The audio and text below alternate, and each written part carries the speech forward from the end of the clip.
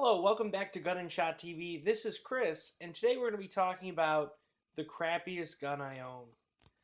Now, if you've watched some of my other videos, you may have noticed that I had a video about a high point, and you may think, well, that might be the crappiest gun known to man.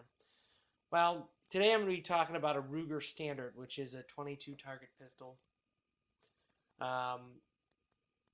It's crappy for a different reason. If you look, it has dice set in the grips with 7 on one side and 11 on the other, which is, as we know, are the rolls and craps that you want to shoot for when you come out. So I saw this and I had to have it. I always liked the pencil barrel, the tapered barrel, and the Mark 1. The big drawback with the original Mark 1 series is it doesn't have a last round bolt hole open.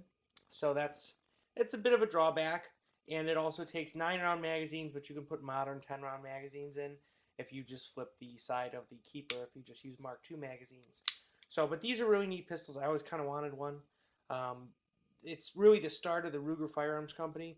Bill Ruger came back and had a Nambu pistol, and at the time he was making drills and hand tools, and they're pretty neat. If you ever at a garage sale or something and you see a Ruger marked hand drill, I would pick it up. It's probably worth quite a bit of money. So he took this Nambu pistol and scaled it down and made it into a 22 pistol of his own design. He also cribbed a little bit of the stylistic points from the German Luger design.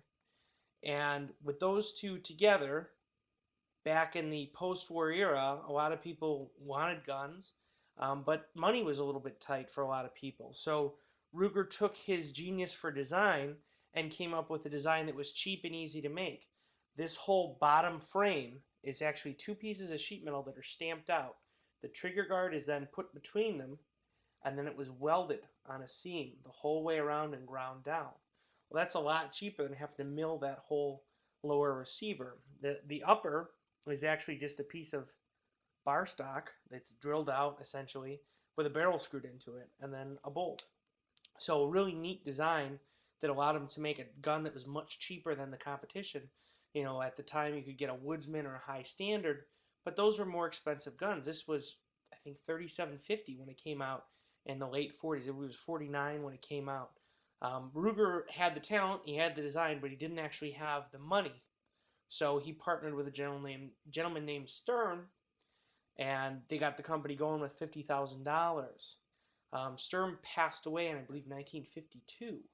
At that point, the Ruger emblem that would be on these grips if they had the stock grips went from having a red background behind the eagle to a black background to symbolize the loss of Stern from the company at his death.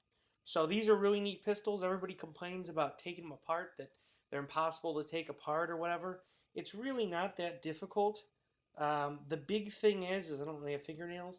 When you pull this latch, there's a little hammer spur back in there. And as long as you aim the gun up and pull the trigger and then put it back together, it's really not that difficult. I've taken this out and shot it quite a bit since I picked it up. I do have the stock magazine, which is this chrome plated piece is welded to it. And then I have one Mark II magazine that I picked up that's brand new. Both work pretty well. The only thing I did find is it did not like Remington Golden Bullets at all. They fouled it out, and they also made it just jam and stovepipe. So I would stay away from those, but Federal Bulk runs great. It's pretty accurate. I'm still getting to a point where I got to get the sights 100% adjusted, but all in all, like I said, the crappiest gun I own, but for a different reason than you might think. For Gun and Shot TV, this is Chris saying, have a rootin' tootin' drunken shootin' day. Thanks for watching.